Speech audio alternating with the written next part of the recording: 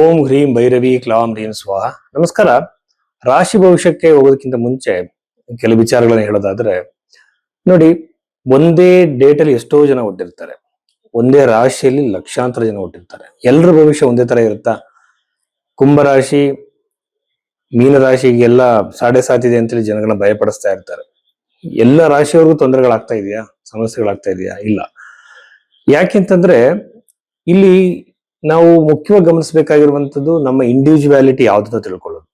ನಿಮ್ಮ date of birth mistake ಇರೋ ಸಾಧ್ಯತೆ ಇರುತ್ತೆ, ನಿಮ್ಮ ಬರ್ತ್ ಟೈಮ್ ಮಿಸ್ಟೇಕ್ ಇರೋ ಸಾಧ್ಯತೆ ಇರುತ್ತೆ. ಹಾಗಾಗಿ ಜಾತಕದ ಭವಿಷ್ಯ ತುಂಬಾ ಸಮಯ ನಿಜ ಆಗಲ್ಲ. ಅವಾಗ ನಾವೇನ್ ಮಾಡಬಹುದು? ನಾಡಿ ಜ್ಯೋತಿಷದ ಪ್ರಕಾರವಾಗಿ ನಿಮ್ಮ ಹಸ್ತರೇಖೆಗಳನ್ನ ಜಾತಕಕ್ಕೆ ಮ್ಯಾಚ್ ಮಾಡಿ ನೋಡ್ಬೇಕು. ಈಗ ಫಾರ್ ಎಕ್ಸಾಂಪಲ್ ನಿಮ್ಗೊಂದು ಗಜಕೇಸರಿ ಯೋಗ ಇದೆ ಅನ್ಕೊಳ್ಳೋಣ. ಹಸ್ತದಲ್ಲಿ ಅದು ರಿಫ್ಲೆಕ್ಟ್ ಆಗಿದೆಯಾ? ಅದು ಗಮನಿಸ್ಬೇಕು. ಹಸ್ತದಲ್ಲಿ ಕೂಡ 12 ರಾಶಿಗಳಿದೆ. 12 ರಾಶಿಗಳನ್ನು ಹೇಗೆ ಅನ್ವಯ ಮಾಡಬೇಕು, ಗ್ರಹಗಳನ್ನ ಯಾವ ರೀತಿ ನಾವು ನೋಡಬೇಕು ಅನ್ನೋದೆಲ್ಲ ಕೂಡ ಶಾಸ್ತ್ರಗಳಲ್ಲಿ ಇದೆ. ಎರಡನ್ನು ಕಂಪೇರ್ ಮಾಡಿ ಭವಿಷ್ಯವನ್ನ ಬಹಳ ನಿಖರವಾಗಿ ಹೇಳ್ಬೋದು. ಈ ಬಗೆಯಲ್ಲಿ ಜಾತಕವನ್ನ ನೋಡಿದ್ರೆ ನಿಮ್ಮ ಭವಿಷ್ಯವನ್ನ ಬಹಳ ಅಕ್ಯುರೇಟ್ ಆಗಿ ಹೇಳ್ಬೋದು. ಹಿಂದೆ ನಡೆದಿರೋ ಘಟನೆಗಳನ್ನು ಹೇಳ್ಬೋದು, ಮುಂದೆ ನಡೆಯೋ ಘಟನೆಗಳನ್ನು ಬಹಳ ಈಸಿಯಾಗಿ ಹೇಳ್ಬೋದು. ಹಾಗಾಗಿ ಯಾವುದೇ ಕಾರಣಕ್ಕೂ ಕೂಡ ಎರಡನ್ನು ಕಂಪೇರ್ ಮಾಡೋದು ಬಹಳ ಮುಖ್ಯ ಆಗುತ್ತೆ. ಸೊ ಈ ಬಗೆಯಲ್ಲಿ ನಿಮ್ಮ ಜಾತಕ ನೋಡ್ಬೇಕು ಅಂದ್ರೆ ನೀವು ಭೈರವಿ ಆಸ್ಟ್ರೋಗೆ ಸಂಪರ್ಕಿಸಿ ನಿಮ್ಮ ಜಾತಕದ ವಿಶ್ಲೇಷಣೆ ಮಾಡ್ಕೋಬಹುದು. ಕುಂಭರಾಶಿ 2026 ಮೇ ತಿಂಗಳಲ್ಲಿ ಕುಂಭರಾಶಿಯಲ್ಲಿ ಜನಿಸಿದಂತವರಿಗೆ ಏನೆಲ್ಲ ಪಾಸಿಟಿವ್ ನೆಗೆಟಿವ್ ಇದೆ ಅಂತ ನಾವು ನೋಡೋಣ. ರಾಶಿಯಿಂದ 7ನೇ ಮನೆಯಲ್ಲಿ ಕೇತು. ಕುಟುಂಬದಲ್ಲಿ ವೈಮನಸ್ಸು, ಜಗಳಗಳು, ಗಂಡ ಹೆಂಡತಿ ಮಧ್ಯೆ ವಿರಸಗಳು ಹಲವಾರು ತರದಲ್ಲಿ ಕ್ರಿಯೇಟ್ ಆಗ್ಬೋದು. ಬಹಳ ಜಾಗ್ರತೆಯಿಂದ ಇರಬೇಕು. ಸಮಸ್ಯೆಗಳು ಬಂದಾಗ ಮಾತಾಡಿ ಬಗೆಹರಿಸ್ಕೋಬೇಕಾಗತ್ತೆ. ಆ ತಾಳ್ಮೆಯನ್ನ ವಹಿಸ್ಕೋಬೇಕಾಗತ್ತೆ. ಅದು ಕುಂಭರಾಶಿಯವರು ಇರುತ್ತೆ ಯೂಶುವಲ್ ಆಗಿ. ಅದನ್ನ ಬೆಳೆಸ್ಕೋಬೇಕು. ಆಮೇಲೆ 2ನೇ ಮನೆಯಲ್ಲಿರುವಂತಹ ಶನಿಗ್ರಹ ಸಾಡೆ ಸಾತಿ ಬಗ್ಗೆ ನಾನು ಆಲ್ರೆಡಿ ಹೇಳಿದ್ದೀನಿ. ಭಯ ಪಡುವಂತದ್ದು ಏನೂ ಇಲ್ಲ. ಯಾಕೆಂದ್ರೆ ಒಂದೇ ರಾಶಿಯಲ್ಲಿ ಲಕ್ಷಾಂತರ ಜನ ಹುಟ್ಟಿರ್ತಾರೆ. ಎಲ್ಲರ ಭವಿಷ್ಯ ಒಂದೇ ತರ ಇರಲ್ಲ.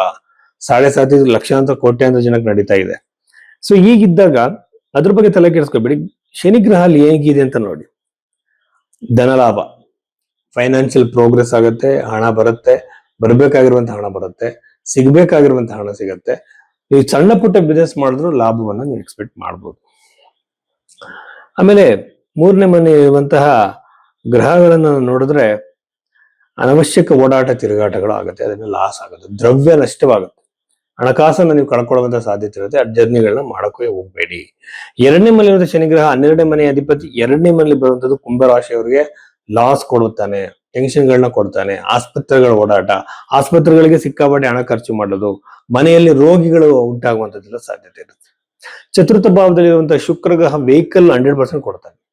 ಒಂದು ವೆಹಿಕಲ್ ತಗೋಬೇಕು ಅಂತ ಯೋಗ ಇರಬೇಕು ಅಂತಾರಲ್ಲ, ಹಾಗೆ ವೆಹಿಕಲ್ ತಗೋಬೇಕು ಅಂತ ಡಿಸಿಷನ್ ಮಾಡಿದ್ರೆ ಆ ವೆಹಿಕಲ್ ನಿಮಗೆ ಕೈ ಸೇರುತ್ತೆ.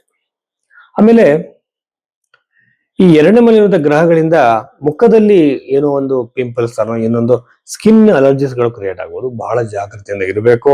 2ನೇ ಮನೆ ಇರುವಂತದ್ದು ಮಾತು ಹಿಡಿಯುವಂಥದ್ದು, ಸ್ಟ್ಯಾಮರಿಂಗ್ ಅಂತ ಹೇಳ್ತಾರಲ್ಲ, ಈ ಸಮಸ್ಯೆಗಳಿದ್ದಂಥವ್ರಿಗೆ ಜಾಸ್ತಿ ಕಿರಿಕಿರಿಗಳಾಗ್ಬೋದು. ಆಮೇಲೆ ಹಣ ಒಲ್ದು ಬರುತ್ತೆ, ಲಾಸ್ ಆಗ್ಬೋದು. ಅಂದ್ರೆ ಎಲ್ಲೋ ಒಂದು ಕಡೆ ನೀವು ಹಣ ತಂದಿದ್ದೀರಾ, ಹಣ ವಾಪಸ್ ಕೊಡಕ್ ಆಗ್ತಾ ಇಲ್ಲ, ಈ ತರದ ಸಾಲದ ಹೊರೆ ಆಗೋ ಸಾಧ್ಯತೆ ಇರುತ್ತೆ. ಜಾಗ್ರತೆಯಿಂದ ಇರಿ. ಆಮೇಲೆ ಪಂಚಮದಲ್ಲಿರುವಂತ ಗುರು ವಿದ್ಯಾರ್ಥಿಗಳಿಗೆ ಒಳ್ಳೆಯದು, ಹೊಸ ಉದ್ಯೋಗಕ್ಕೆ ಜಾಬ್ ಟ್ರೈ ಮಾಡ್ತಿರೋರು ಒಳ್ಳೆಯದು, ಇಂಟರ್ವ್ಯೂ ಕೊಡ್ತಿರೋರು ಒಳ್ಳೆಯದು. ಸಂತಾನದಲ್ಲಿ ತುಂಬಾ ದಿನದ ಪ್ರಯತ್ನ ಮಾಡಿ ನಿಮ್ಗೆ ಅನುಕೂಲ ಆಗಿಲ್ಲ ಅಂದ್ರೆ ಇಲ್ಲಿ ಒಂದು ಯೋಗ, ಸಂತಾನ ಯೋಗ ಇದೆ ಅಂತ ಹೇಳೋದು. ನಾಲೆಡ್ಜ್ಗೋಸ್ಕರ ಕೆಲವರು ಹೇಳ್ತಾರೆ, ಸರ್ ಅಸ್ಟ್ರಾಲಜಿ ಕಲಿಬೇಕು ಅಂತ ಹೇಳಿ. ಕಲಿಬೇಕು ಅಂತ ಮನಸ್ಸಿದ್ದಂಥವ್ರಿಗೆ ಯಾವುದೇ ವಿದ್ಯೆ ಆಗಿರಲಿ, ಆ ಗುರುಗಳು ನಿಮಗೆ ಸಿಗುವಂತ ಸಾಧ್ಯತೆ ಇರುತ್ತೆ. ಇಷ್ಟು ವಿಚಾರಗಳು ಕುಂಭರಾಶಿಗೆ ಸಂಬಂಧಪಟ್ಟಿದ್ದು.